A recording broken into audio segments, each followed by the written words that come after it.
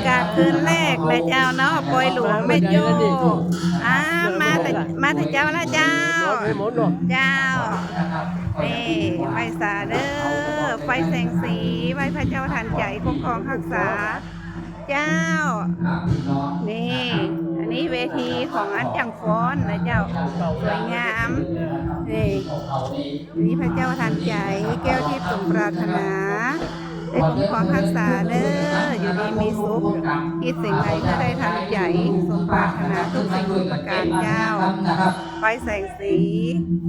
วันแรกของงานปอยหลวงพระธาตุบ้านแม่โจ้ตำบลบ้านเป้าอำเภอแม่แตงบ้านเกิดเมืองนอนของที่พระวันเจียนสวยนี่มีปอยหลวงถึงวันที่24 กุมภาเริ่มตั้งแต่วันที่21นะเจ้าเนาะ